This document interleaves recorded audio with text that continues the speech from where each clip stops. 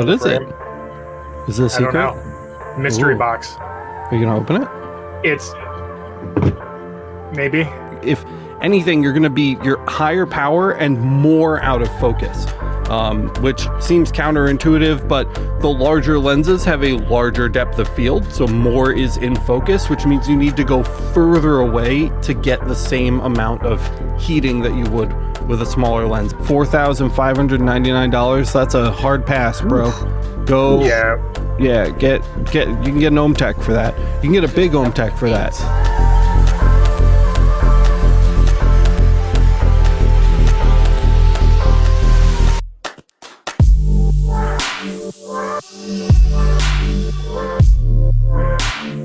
What's up, everybody, and welcome to the Laser Source Podcast, the #1 podcast. If you want to listen to Matt sing, turn the beat around. Or about prostate glove exam balloon fingers. Show me where it hurts. I'm gonna put this blue balloon in you, and we're gonna see. I got nothing. Matt's like, this is gonna hurt you a lot more than it's gonna hurt me. Talk about streaming. When we're done here, you'll be streaming much better. Man, I'm burnt. We left the old house pretty much officially today. The professional carpet cleaners came in and are coming tomorrow morning, so everything had to be off all the floors.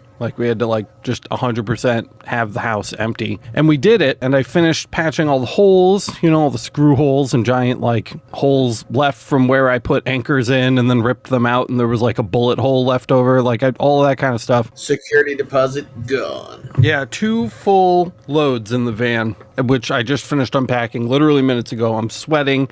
It's 80% humidity. It's been raining all day. I'm literally not. The reason I'm not wearing my glasses right now is because I cannot wear them without them fogging up. They just completely fog up the second they go on my face. So it's a thing. But I'm here. Hello, everybody. And in other news, what's up, boys? Of course, no audio. Classic, boys. He's gonna have it. It's gonna happen. You may notice that there are some things missing from this room over here, particularly the Odyssey with our studio setup. I have some news about that I'll share in a couple minutes. I do want to shout out some stuff to chat. Keeping Cracked is here. I can't wait to work with leather. I just got my tube in my CO2 and I just need to get some distilled water and fire it up. That's dope, dude. I'd love to see some pics of that wherever you lurk in the Laser Everything communities. That's what I want to see. What up? Directed Tech. How's it going? Vince No Bucks as usual. Willie, as usual, is here. Moss, good to see ya. My wife is here, always, making sure that we keep ourselves out of trouble. It's good to see everybody today. We've got 14 people here. Don't forget to smash the like button if you haven't already here on LETV. I just finished posting the show everywhere, so hopefully we'll get some people in here. We did pretty well last week. Last week was a really big success. I think we had almost 400 viewers in and out over the life of the stream. Yeah, while we were live, which was pretty cool. And I don't know. I think that's it for normal housekeeping stuff. How's everybody else doing? I fixed my Comica mics. Hey, yo, nice. You know how I did it? What'd you do? I bought the other ones. Oh, you bought the other ones? Yes. I'm sorry, dude. It's all good. I can still use them, but the S is for the, mobile. So I'm going to start live streaming with the Comica mics in the laser room. And does it sound good? Have you Yes. Yeah? Yes. Okay, it's cool. Clean. It has... The problem is the noise canceling cancels out the noise of the vent and the blower and the laser, but it compresses the hell out of my audio. So I'm not sure where they're presets. I'm not sure, what to do with that. Something's better than nothing. It'll take some fiddling. Yeah. So what are you going to do with the other pair? Are you going to use those for regular streaming? So I'm still going to use those with the laptop if I'm going to use the other laser. When I'm doing live streams from my cell phone here, but I'm also going to use StreamYard to do some stuff here as well. So I'm going to use both of them for both different situations. Yeah, cool. But I'm going to start doing material tests on every. So I got that Ukuch sample set of every type of wood they have. Nice. I'm going to do a live stream where I test every single one with the material test on every single one of them. So it'd be settings for all products. All with a 90 watt laser. Yeah. Something fun to do. Sure. What about you, Kyle? Sure. You got anything going on over there? About a minute and a half before we went live, I almost fell down the stairs trying to carry a box down. Nice. What was in it? Yeah. Was it worth it? That thing right there sticking in the corner What of the is it? frame. Is it a secret? I don't know. Mystery Ooh. box. Are you gonna open it? Maybe. You're no fun. We could do that. Is it? Let's see what chat says if they want to see what it is. Okay, yeah, that's a good idea. I legit don't know what it is. So. Should throw up a poll. Does it have like a label on it? Is it DHL? It's from UPS. It came from China. Oh, interesting. We should do a poll. All right. Does that sound better, boys? Are you okay now? Are your ears? No. It does sound. It does sound better. It's substantially The better. exhaust is literally the fact I'm taking from voiceover audio. Yeah. Oh, Hey, dude. Go figure. It's a weird world we live in. For How sure. the turntables. Moss says, "Dang, Boyce is lasering hardcore." We're getting there. Getting there. Cubing says, "Boyce looks like a white version of David Goggins." Oh, go hard, motherfucker. I have to Google who that is. PCW says, "I tried an S mark on my chef's knife. Top half turned out smooth and rusted. Bottom half turned out rough and rust-free. Leveling issue. Odd, for sure. Definitely not, yeah, first of all, it's not level. But second of all, the smooth part is the part that should not be rusted. So that's Yeah, very no odd. rust. I'd love, yeah, if you hear anything at all with your ears while that mark is running, you're too much in focus. Yep, too much And power. you have to defocus more, or your power's too high, or some combination of the two things. There's some kind of ablation happening, even if it's smooth to the touch. And you also need to validate he mentioned it being in level. You need to make sure your head is actually level to your bed Yeah, and your true. material. 'Cause that's, if you're seeing a complete unevenness like that and it's one side versus another, it is almost always your head is out or your material isn't level. Yeah, definitely remember that you don't want to level the item via the level. You're trying to get the level to match the head when, so put the level on the head, see where it is. If it's level with ground, that's great. But if it's not, whatever, see where the level is on the head and then make it match on the item that you're trying to mark. It's a common mistake. People will have their lasers set up however, and then they'll just, everything they throw on their bed, they're just trying to get level with the bubble. And that doesn't help you. So that's definitely a good point. Definitely want to check Something else that. I've done with that Z mark and annealing is I'll have it run like just a solid line, a stretch of like a rectangle. I'll actually tweak that up slightly manually until I don't hear it no more. That's what I've done to find my perfect offset of zooming out. It helps Yeah. if you have it. It helps if you have a jig too, because if you're, if you're doing multiple parts, because you can do that on one, just find the spot, and then the rest are good, which is helpful. Directed text says, "What's in the box?" What's in the box? What's in the box? Not until you give me the What's in gun. the f***ing box? That never gets old. Cody Barron says, "Hi all. What's up, Cody? Good to see you." Willie says, "Hey, Alex. So I got either the hockey puck laser pecker or one of those diode gantries. Oh, you want to get. What do you think would be best for Michael? For Michael, who's Michael? Our editor, Michael? Or do you mean? Or Michael from Are you talking about Michael, the editor? The hockey puck laser pecker, the old Gen 1. We were talking about laser peckers today. Mine's actually behind me on the shelf. I think he's sending Michael. He said he was sending Michael some 3D printing stuff too. Oh, wow. I was talking to him earlier this week. And by the way, if you're wondering why I'm wearing the gloves, because we didn't get around to asking about them. What's in the box? Yeah, what's in the gloves? So I'm going to be working on lasering Kyla and I are working on a UV review. And I'm also being able to work on the review a little bit while working on a product. So basically, I'm going to be doing that while we're streaming. If you guys got questions, I've got a set of 40 glasses that are on the rotary that are on the UV Galvo. So basically, if you've got questions about that stuff, Kyle was able to help me figure out. I was having an issue with my, not rotations. Was it rotations? Steps per revolution. Yeah, steps per revolution earlier today, and my brain was farting. And so we were able to figure it out pretty quick. And then we were figuring out glass is uneven because we were trying to figure out why they kept being little flaws in the glass, even though the settings are perfect.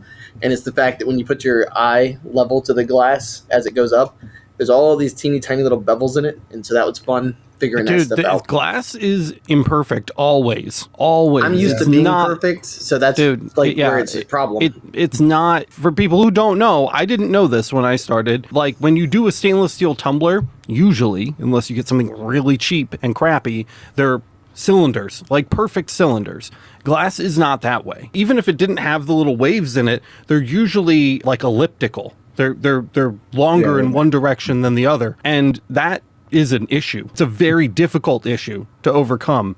And usually it just ends up being a matter of using a lens with a long enough depth of field that it doesn't care about the elliptical shape of the glass. And that means you have to have a lot of power. So that's kind of a limiting factor, depending on the laser you're on, of course. Especially with UV. Yeah, especially with UV, because not only do you have lower wattages in general with UV, but also you have much shallower depths of field in general. So that can definitely be a serious issue if you're trying to do something beyond just like a regular mark. My advice is usually to find the wider part of the ellipse, right? Not the narrower part, but the wider part, and put that side up and in the center so that it's at least rotating around on an angle that's going to give you the flattest part of that curve. Typically yields the best results, but it's definitely challenging. That's a really, really big challenge. Yeah, and so I figured that's one thing that people always want to ask about with UV is glass. So I figured, why not show it today while we're working? Cubing is asking, is there a video about how to do steps per revolution? I'm linking it now. Do we cover that? Which episode is that? It's covered in the Learn Fiber Laser Rotary Light Burning Galvo. Is that just... It's in the crash course. Well, that's 1-to-1. That's Right. 1-to-1 gear ratio because it's a chuck rotary. But if he means roller rotaries, I don't think we do, because We've never used a roller rotary on a fiber yet. or any machine at all. We don't really have any. Let me rephrase that. Matt has, whichever direction Matt is from me. I don't think we have any roller rotary videos, period, on the channel, including for gantry. And that is a different story. That's actually more complicated, because instead of having a 1-to-1 gear ratio, because it's not just a motor and a rod, it's not the right word, but a rod and then the chuck, it's like a bunch of gears, and that changes your steps per revolution depending on the ratio of the sizing of the gears compared to the motor. It's just like it's a whole thing. It deserves a video. There are videos on it. I would check out Matt's workshop. If you haven't checked out Matt's workshop on YouTube, it's an old channel. He's been doing videos for a long time. A lot of the stuff I know about gantry lasers, I learned from him. And he has a great video on how to calculate steps per revolution. It's a little convoluted, but you can figure it out if you spend some time on it. So I'd recommend at least that until we can give the topic the old laser everything treatment. I'm sure that's something Kyle's going to cover in the gantry crash course. So we'll certainly have something out for that in the nearish future. Kyle's been picking up pace on the gantry crash course quite a bit lately, so I would anticipate that soon. But yeah, that's a big topic. That's a big topic. I would also say something I've done is actually offset the percentage of the width versus the depth for a perfect circle or whatever, right? So I just go down like 80%. If the steps are off, I use a tape on it. I'll run a light score, and I say, okay, that's just not quite right. So I actually adjust the percentage instead of steps. I get a basic steps. I just use it where it's at, and I just adjust the percentages off. That kind of offsets the steps for me instead of going back and forth. Cheater. Yeah, for sure. Sure. By the way, before I works. meet myself and then like start working, I was gonna say one more thing too. The plastic payday video, like I did my recording over it. So if you're someone who is trying to figure out how do I pay off my laser, what are some things to do? Basically, I took the 2-layered plastic, and it's a $40 piece of plastic, and basically turned it into like $450 profit. And I teach you how to do that. I mean, not like it's that difficult thing, but it's one of those things to think about, and how I go over the pricing and everything for you, how much it cost me, where I got it from, why I chose that. And then the other thing too that's coming out is I just went to H&H Creations Tampa to see, because we've talked about them on the channel a bunch, and I got to meet Brian and Christina. They were super awesome, super nice people, and got a great video coming out with them. I spent like 3 hours at their shop, which is an awesome shop. Like, they're able to knock out some really cool stuff. So just some more things coming at you. Willie said yes, by the way. He is talking about Michael, the editor. And I'm torn. I'm actually interested in your guys' opinion on this, because I think Michael has a very serious space restriction in his current living situation. So for that, the hockey puck laser pecker seems like a no-brainer. He can just literally toss it on his desk in front of his keyboard. But as an editor, editing Laser Everything content, the experience he could gain with light burn on a gantry laser would be very helpful. And so I feel torn between those things. What do you think? I think the usability factor in that, I know he's not going to be able to utilize a gantry in his current space. There's just no way for him to set it up and actually use it where he has space. because there's no exhaust. He would be literally burning whatever he's burning.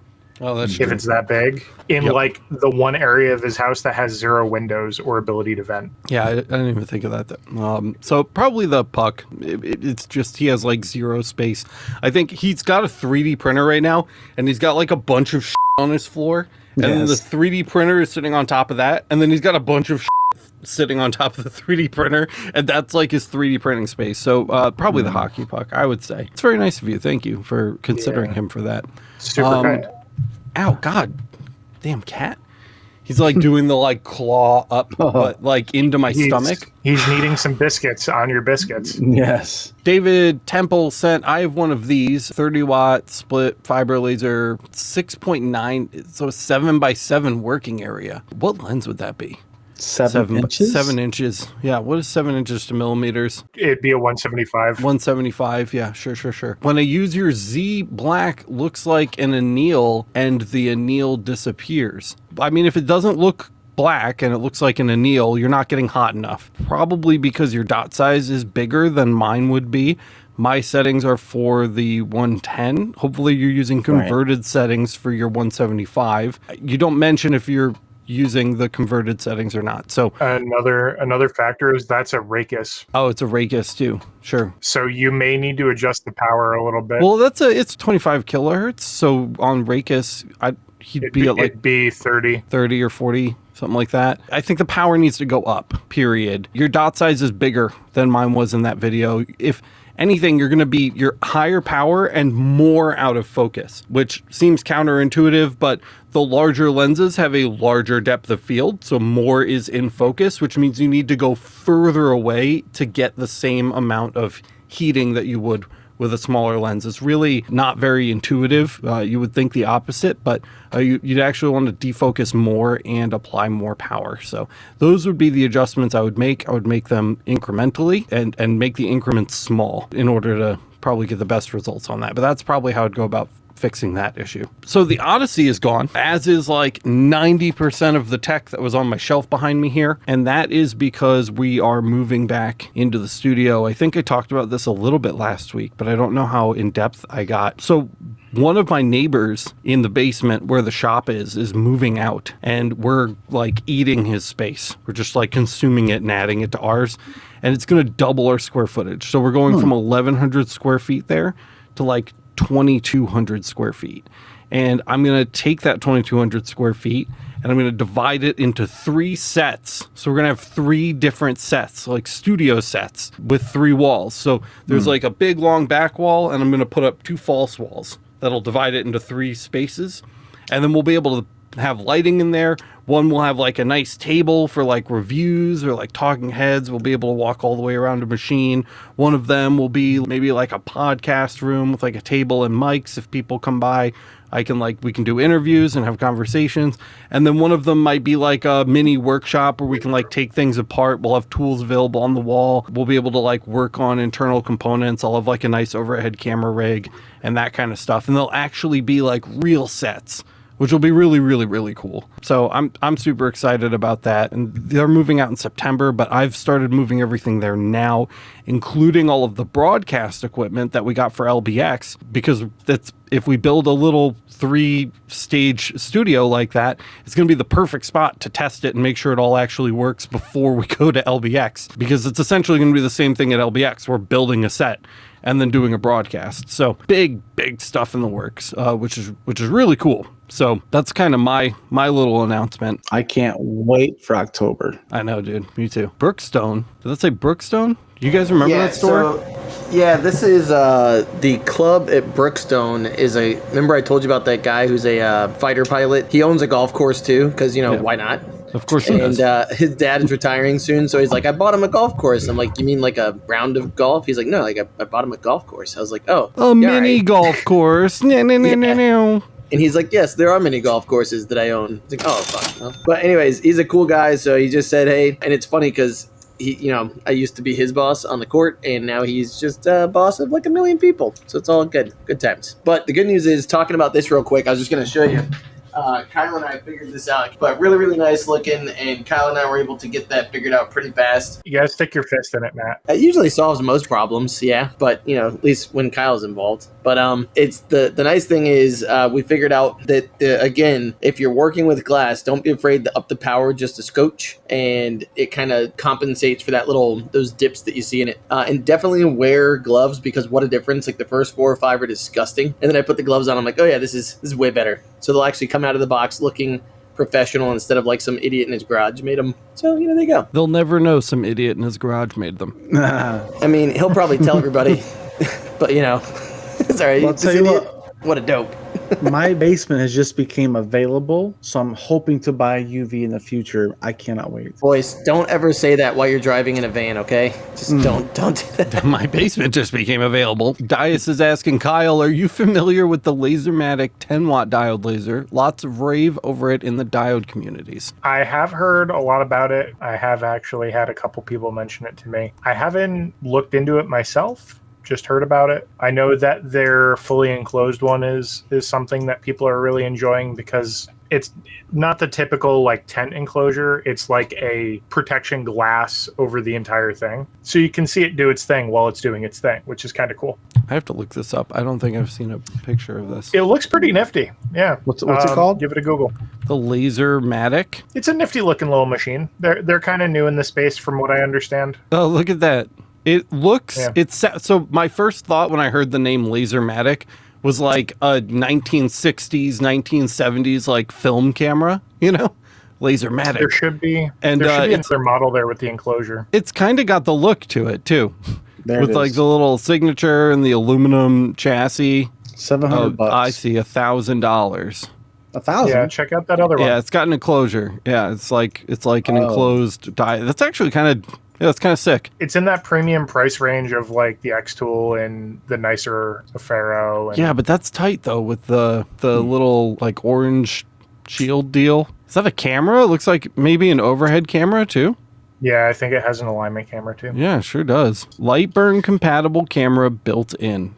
That's kind of sick, dude. I mean, when you're looking at that kind of premium, and there's $100 coupon on it. That's kind of nifty. And an air pump is included. Like air assist. You get air assist out of the box. This is pretty complete, actually. That's impressive. That's what I was saying. For the price tag, I mean, it doesn't seem bad. It's just I know nothing about their company. I don't know anything about. Me neither. They're claiming 24,000 millimeters a minute. That's 400 millimeters a second. That's fast. That's like what xTool claims on their spec, which we tested and was accurate. So I know diodes can do that, but like that's wicked fast, if true. Oh, it comes with a lot of stuff. That's actually like $1,000 sounded expensive, but like, yeah, it comes with the rotary, it comes with the air assist, it comes with even like this little like elbow thing for the exhaust, a fan, a light burn camera. It's kind of tight, dude. Wi-Fi functionality, probably light burn compatible as well. Pretty sweet. Well, if it comes with a light burn compatible camera, then it should definitely be light burn compatible. Yeah. No, I mean the Wi-Fi. I'm saying. Yeah. Oh, speaking of light burn and Wi-Fi, apparently the xTool Wi-Fi compatibility is something they're working on, from what I read on the forums. So that'll be cool for the people who are disappointed in that. Real quick, because the last time I tried to show this, it was blocked by a comment or something someone was saying, and also just to show the repeatability of why I like the rotary is because number one, a lot of times people talk about glass and they talk about how it shatters really easy when you're doing anything on a rotary on a galvo, because you have to use the chuck or it's chuck rotary, and so you have to either like put silicone around the different tongs, like you have to set up some kind of a rig. But with this is the Rotoboss low roller from like a while back that I had talked about picking up specifically for this kind of stuff, and tell me how this looks. So this is the repeatability. That's what's really nice about it, and that's what I was saying is like literally you take the glass off just like you're doing it in the Galvo or the gantry machines, and so it looks really nice, really easy. So the 5-watt UV from Pascal Lou with the JPT power source that Kyle and I are both playing with really does an awesome job. And the great thing about this is there's no cleanup, there's no wire brushing. Last week we had talked about the Blazer orange stuff, and so it just comes out like looking sandblasted. So it's pretty awesome, man. Like really, really like it. And the glass cost about $1.10, and I'm charging $10 a piece because the guy is ordering a smaller order. I mean, for 3 minutes of lasering, you're making about $8.50, $9. So not too bad. But again, if you were doing this on a CO2, you'd earn that $9. Now with the UV, it's zip zap done. Like this is going straight to the box and I'm putting the next one on. So just figured I'd mention that and let people see. I like how you have your exhaust threaded through the middle of the Rotoboss too. It's kind of dope. Cool. Yeah, I took an Allen wrench and rigged it where basically I put it down into one of the holes on the table. Anybody who's ever seen my fancy exhaust knows that there's literally just a hole. I took a pocket knife, sliced a hole through the little piece of plastic, and I usually use like a set screw. I just put it there and that's it. And it just holds it in place pretty nice.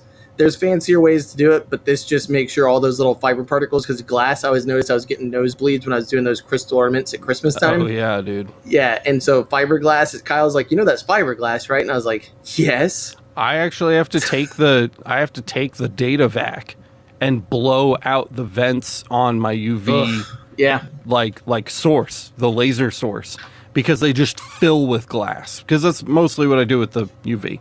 Is glass, and it just the vents just fill with glass, so I have to actually like blow them out with the data vac. Oh yeah, like very regularly, which is pretty gnar. You need to do a maintenance video on that. Yeah, for sure. Gonna mention this real quick. The cool thing about the Rotoboss that I liked about it that was nice is number one, it's super sturdy, and it comes with little feet that you actually can put. Like I put a couple of bolts in it, like screws in it, and there actually is one for it over here too.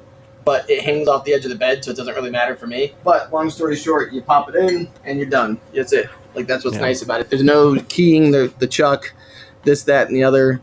You plug it in, you hit play, and I'm making $9 more. And so I paid, I think that was $800, and off of these cups I'm making like $250. I don't know, but basically like $200 or $300, $250 to $300 I'm making off this one order. So just this one order has almost paid off that machine. For people who sit there and wonder like, how will I pay it off? It's just you buy the right tools for the jobs and it gets easier.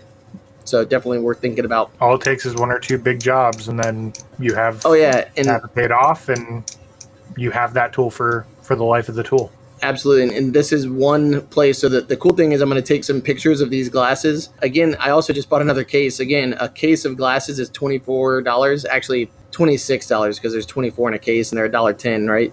So $26. I'm going to take some of these. We were talking about it. These are the kind of things that if you take this to because with the fiber laser to go videos, which we have started filming, you kind of need some stuff that's pre-made to take with you to markets that'll just sell. And this is the kind of thing where for $1, I have absolutely no problem. If they didn't sell, I'll just chuck them in the trash and write it off. Or don't, see a kid walking by and be like, here you go, buddy. Have a great day. And there you go. Now some kid will be super excited to have like a laser glass. And why not, right? Write it off. Willie says, damn, I really want a UV. I was going to say thank you to Willie because he helped me out this week. I had somebody randomly email my business account. I don't know.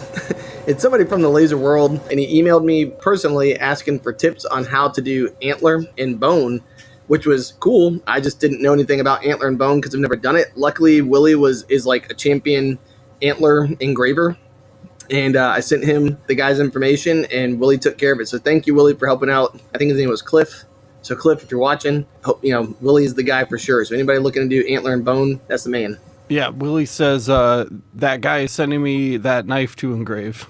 He didn't want tips Nice. on how to do it. It's just like, here you go. Yeah, so that worked out perfect, man. Awesome. Thanks, Willie. Randy's asking if you guys have ever created leather stamps with a fiber laser. Has anybody ever done that before? I've tried. I can get like pretty good stamp-like quality. I just haven't done it out of a stamp-worthy material yet. I really need to do it on a harder metal, but it's basically like coin engraving. I mean, you're just going really, really deep. Yeah, Alicia Pate made some out of acrylic, actually. Oh, really? Oh, yeah, I remember that. Yeah. And they turned out awesome. So she had like a really heavy press, right, that she was using with those. Yeah, so she basically had like one of the clickers and the press, and so she clicks out the leather in the shape she wants, and then she literally made like a couple of different acrylic STLs, I guess, like they kind of went down in depth. And then she smashed them on in, and it worked awesome.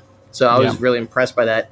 And that's a really cheap, effective way to do it. It was pretty cool to see that done. Did she make a video on that? I wonder. I definitely watched it I'll have to ask happen. her. I don't know where it was. The first place I would check would probably be the Laser Lounge Facebook group on Yep. Facebook, because that's where she is. And if you ask her about it, I'm sure she could point you to it. I definitely watched a video of her doing it. Like, I saw her doing it. So I know that there's a video somewhere. I just don't know where it is. But she'd be happy to explain it to you. 100% guaranteed. So I'm not worried about that at all. Again, that's the Laser Lounge Facebook group. And you're looking for Alicia Pate. She's got your answer on that for sure. So Michael, the editor, is in chat. And he already answered this, but I just want to say it out loud for everybody. Cubing was saying, oh, hey, I watched your video on your AirPod Pro marking with the fiber. Wondering if you still have those settings saved. And like Michael said, the cool thing about Lasered is every time that we do a mark on a thing, while it's marking that mark or showing the results of that mark, the settings are along the bottom of the screen. They're kind of small so that they're out of the way and you can see the mark happening, but the settings are there. So we include every setting, every failure setting, and every success setting throughout the course of the entire series. So if you're looking for those, they are on the bottom of the screen while the mark is happening. Gretch is here. What's up, Gretch? Good to see you. Directed Text says, I know how passionate you all are about laser eye safety. If you'd ever like to talk with someone with a laser-related eye injury, hit me up. I'm a naval flight officer, 25 plus years active duty. Thanks for your service, dude. That Thank sucks. you, man. Don't like that, but yeah, I would love to hear about it for sure. That would be an interesting story, no doubt. I hope you're doing okay. And let's see, we're almost caught up on chat, Got my glasses on this whole time in case anybody was wondering. There they are. especially on that UV, dude. Oh god, dude, the one time it ever got me was enough to teach me my lesson, because I literally was just, it was a glass tube was going around in a circle, and I went like this over it like an idiot and was like, oh, yep, me. Okay, that's done. All right. I wasn't expecting this so quick, but speaking of diodes, Oh, hey, look at that. What is it? this is the longer B1 30 watt, Longer It's B130 watt. 36 watts of optical output power from a diode. 36 watts of pure power. 6 combined diodes. It comes with an air assist. It is a beefy guy. I remember that now. We covered that during the holidays or some about the 6-in-1. It's got like a screen on it and stuff. On the diode? Is that, or no, it's a window? It's not a screen. It's a window. It's just like On the what? little window. On the little, Oh yeah, it's just a polarized kind of got like projection window. xTool vibes. When I picked this up, I was not expecting diode. I was expecting like raw wood or something. It's heavy. It's heavy, yeah, dense, high density laser. Well, there was also something else that they added. Interesting. And what about it made you want to accept it as a review unit? Was it just the wattage? It Just is. the raw power. It's by far the highest output wattage I will Yeah. have had in the shop, but also it comes with the air compressor. Yeah, that's really nice. When you're looking at something that's that much wattage out of a diode, it's designed for cutting. When they don't come with an air pump, it kind of confuses me. I mean, it better. They're claiming 0.1 millimeter stainless steel. Oh, the one that can cut that? They are saying it can. Yeah, we covered that. Yeah. They also sent some of this. 3D printer filament. Perhaps Is there another package you're awaiting? Maybe Nope, it actually cuts through stainless steel using PLA. 3D printer filament. Yeah. Yeah. Yes. Bigger working frame. So perhaps that's something that'll be coming in It's the future. 450 by 440. That is bigger than the average standard sized gantry for diode lasers. I get it, longer. Haha. That's what she said. Yeah. Hit the button. What an idiot. Boy, thought that was funny. That f***ing tickled me, man. Yeah, I want a diode, man. I want to play with a diode sometime. I got room now. The spot size is a little big compared to its I do not competitors, want to but play with the diode. I can't blame it. If it's actually 36 watts, it's going to have a bigger spot size. It's got 6 combined diodes. so 36,000 millimeters a minute. Dude, you got a lot of testing ahead of you. They're making some know. claims, man. What does this come in at on price? $1,000? it's up there. It's up. I'm looking at it right now. It's $1,400 quote unquote normally, and then it's $1,000 right now. And you guys know how often diode lasers go on sale, so call it $1,000. But yeah, wow. Well, that's exciting, man. It solidly lands into that premium price category. So Yeah, for sure. got to make sure it lives up to it. Diodes just keep getting more and more expensive. I mean, they're getting better. In terms of their output power, they're getting closer and closer to CO2 too. Like you're able to start cutting through some seriously thick stuff apparently. So Yeah, I mean, even the 10-watt xTool D1 Pro, like that had some pretty serious cutting power, and Ortur's 10-watt module has been exceptionally good. And so here's the thing, like back when all diode modules were 5-watt, you'd get like the 2-2, which was like their little 2.5-watt module, and then they had the 2-4 long focus and short focus. And you would use the 2-4s in order to cut stuff because you get more power. But for like keeping that diode dot size, you know, getting the really fine detail for photos and stuff like that, you'd use the 2-watt too, because you needed to use the lower wattage unit in order to maintain that dot size. With the 10-watt has a dot size equivalent to the 2-2. It literally like doubled the power of the 2-4 and retained the 2-2's dot size. That's pretty impressive. Yeah, it's impressive. And now I got an email today saying they're coming out with a 20-watt now, which like I would say about time, but they continue to be the most impressive spec-wise as far as their dot sizes go and things like that. So I'm excited to see and hear more about that. I still need to do a review for the freaking Laser Master 3 that's sitting. I just brought all the diodes to the shop too, so I need to find somewhere to set those all up. I'm probably going to need to build a workbench. The work pro tables I have aren't deep enough for them. So, and I don't want to put two back to back because then it's like the tables are never perfectly level with each other. So then you've got like 2 feet up and 2 feet down. It's a whole thing. Anyway, neither here nor there. I kind of got off on a tangent there. What do you do, boy? Are you just trying to protect your eyes from Matt's laser there, boys? It's killing me, man. Oh my God. My Is it future's really? bright. No.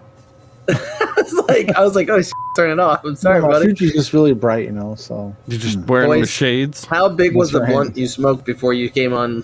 Man, You I haven't turned wish. CDBs? Man. I wish.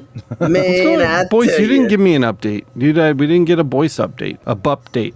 So I got I'm ready to make some live streams on the socials now with the proper mic setup. Right. So I'm going to start doing material tests and all the Okuch wood I have. What about like business wise? So I'm actually going to take the idea of these Lake Michigan 3D layer maps and show people how to Yeah, man. size it correctly for like you buy a shadow box and say, okay, it can do 9 layers of 3mm wood, 1/8.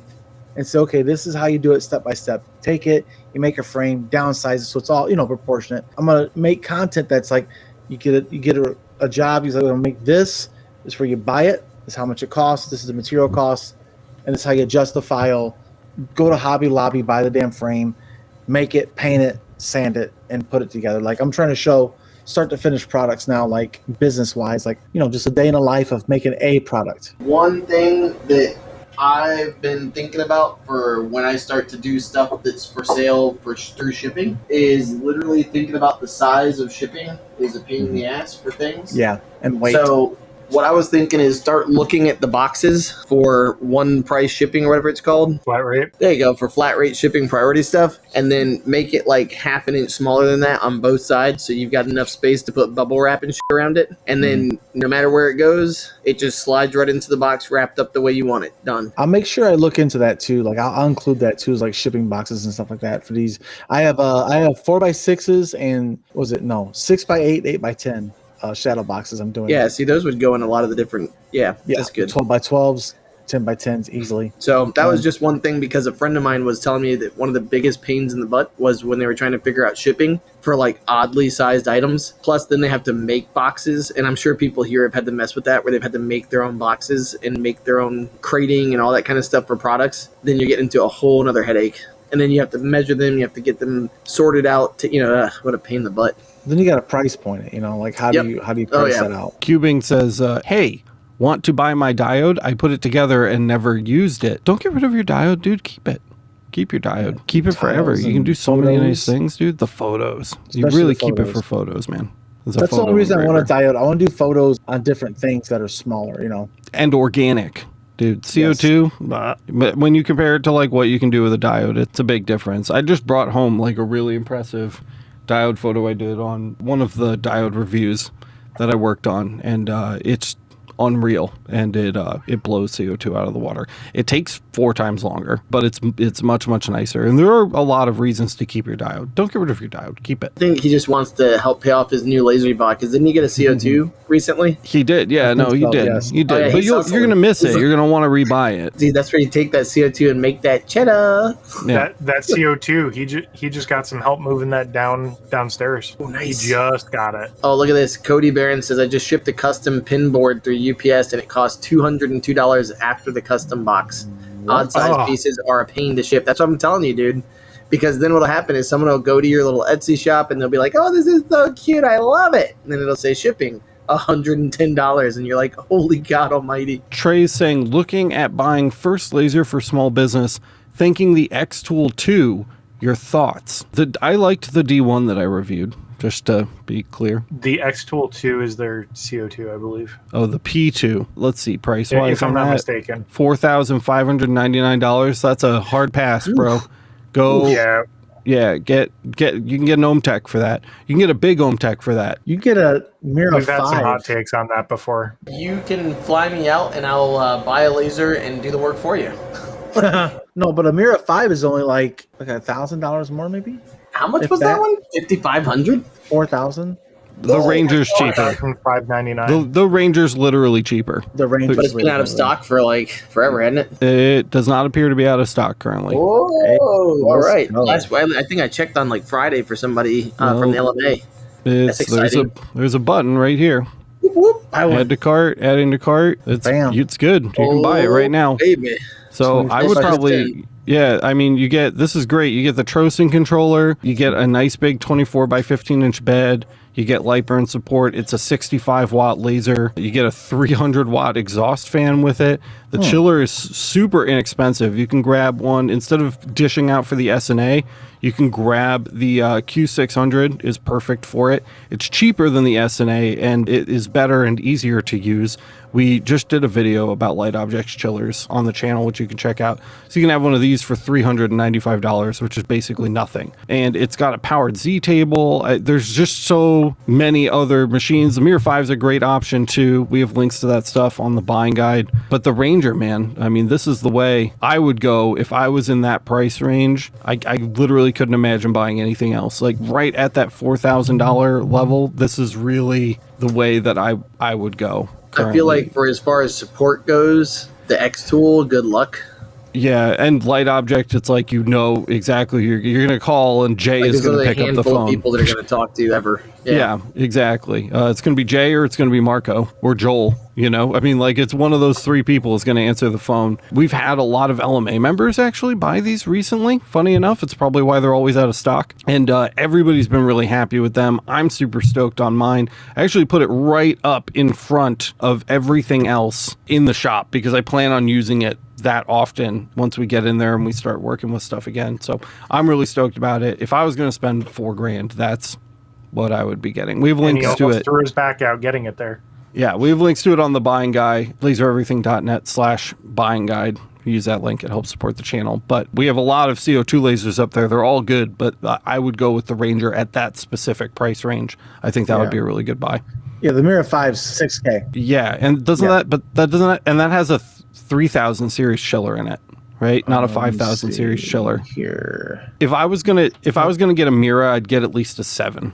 I don't know if I'd go with a 5. The 7 might have a 3000 series chiller in it. You really want something. You want like vapor. I think the 7 and 9 come with the same chiller. 7 and 9 have the condenser. Yeah, the Mirror 7, $7,500. Built-in water cooling, exhaust fan, air assist. It doesn't say. Oof, it doesn't list it here. I was wrong. About what? The Mirror 7 comes with a 3000 series chiller. The 9 comes with a 5. So I'd probably get a 9 if I was going to get a Mira. The 5 and 7 are good, but I would probably get an external chiller. And a 3-foot, 36 by 24 bed spaces. It's really nice. I ain't gonna lie. I do not trust 3000 series chillers to chill anything because they're not really chillers.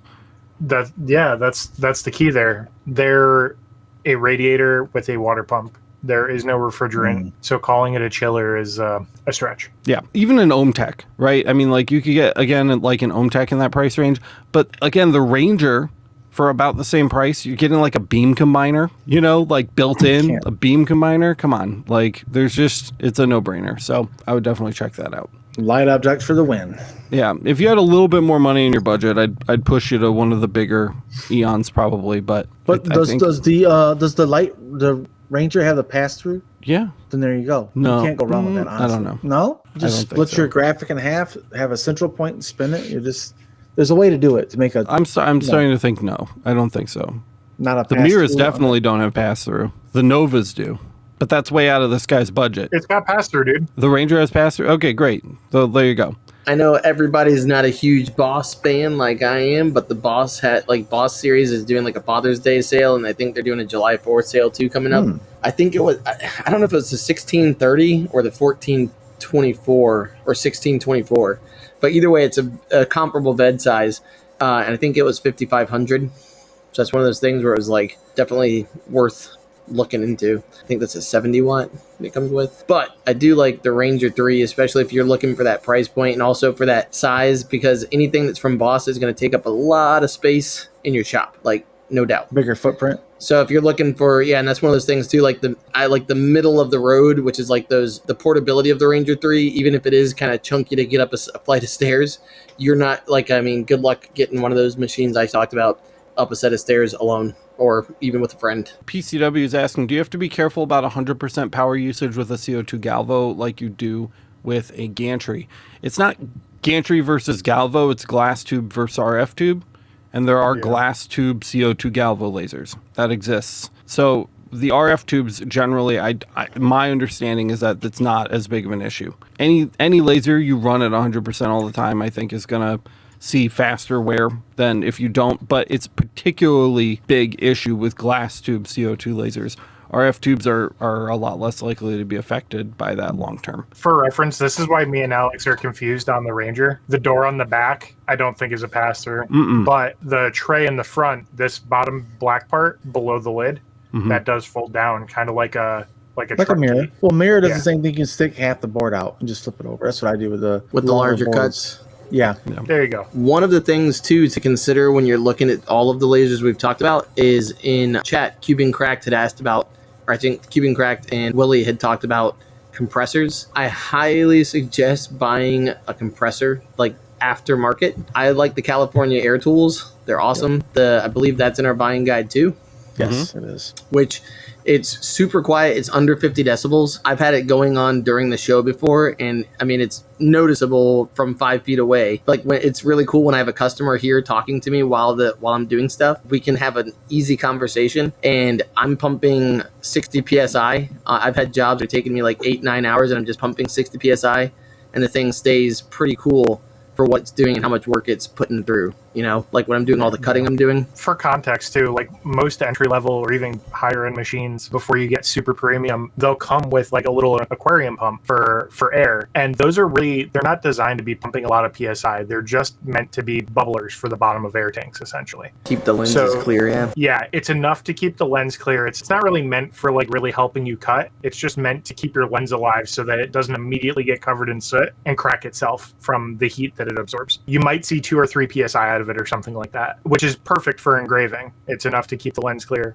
For cutting, you could see anywhere from that to 50 plus PSI doing acrylic. Just kind of depends on what your needs are and how your system is set up. But another thing is, if you're going with a compressor, look into the cleaners to remove the moisture out before it gets pumped into the laser. And a lot of those will also have the ability to turn the PSI down. So you can either manually control the pressure that you're pumping into the machine, or you can also do something like the Ultimate Air Assist Kit, which allows you to have a bypass solenoid that when you power it, when the controller calls for it opens up that dump valve and it just releases the pressure of whatever you're feeding in versus what's trickling in, keeping the lens clean. That way, when you have a cut layer, you can enable that in Lightburn, and boom, you have cut PSI. Super worth it. And the other thing I was going to say, if you do look into it, I know for a while they made a steel-bellied, like California Air Tools made one that had steel belly in it, where like the inside of it is steel and the other one was aluminum.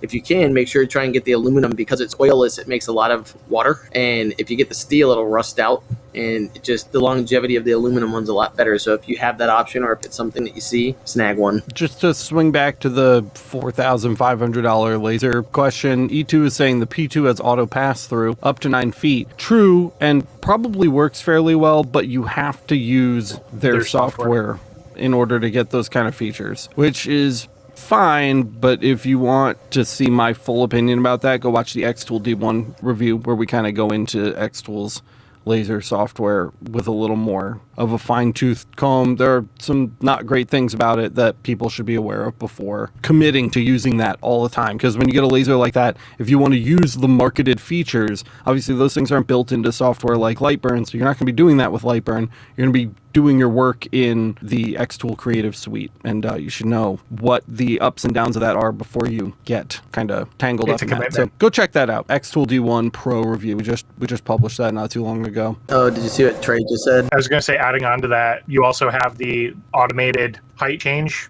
for engraving objects that don't have the same height across the surface. I think you also need their software to utilize that feature. Otherwise, you're just working on 2D plane, which yeah, and is fine. That's what we're all used to. But Trey says the conveyor belt adds like $1,000 to the total. The total. And which, I mean, it makes sense too, because I mean that's not nothing. Michael is saying, "Hey Alex, if I move up there, we should make a mini series called Teaching a Noob to Laser, where you teach me the basics of lasering. That'd be fun." Oh, is he moving to New York now? I'm trying to get him to move. Alabama coming to the big north. Woohoo! The first thing you need to learn is don't stick your head under the laser while it's lasering. Yeah, for real, Jimmy. I mean, what if you need a haircut though? Get a wife. No. Or go bald like boys. Okay, Get the special. that's it. We got to wrap it up. We're over an hour. I got 2 glasses left. I got 2 glasses left. Thank you guys so much for watching or listening to the Laser Source podcast. We appreciate you swinging by LETV to catch this episode. Another good turnout tonight. Lots of people in chat today. Appreciate you guys coming out as usual. And of course, you'll catch the re-upload on the channel and on your podcast listening places when the time comes for that. Michael should be doing audio only edits from now on. So if you're here, lucky you got to see the video. Everybody else will be consuming the audio version of this. If you enjoyed the content, please smash the like button if you haven't already. Leave us a comment on one of our other videos. Go drop a comment somewhere. It really helps out the channel, like big time. And if you're listening to this on your favorite podcast service, namely Apple Podcasts, please leave us a 5-star review. Rate and review the show. It really, really pushes the show out in front of more people. And so many other podcast services rely on Apple Podcast reviews. They just like pull the metadata and just use that system instead of coming up with their own. So it really helps the channel out. So leave us a 5-star rating on Apple Podcasts if you get the chance. Boyce would be upset with me if I didn't say go get some merch, even though he's not wearing any today. And Am I the only one? I think you were the only one currently wearing Laser Everything merch. I had my hat on, but it was just so hot. And I don't know. We have some big stuff coming out, but it's just not ready yet. So Marketplace is still going well. We have some exciting things coming up on the website that we're just October. It's just not there yet. We got October coming up. My cat's here. That's all I've got, guys. Thank you so much for watching and listening to this episode of the Laser Source podcast, and we will see you in the next one.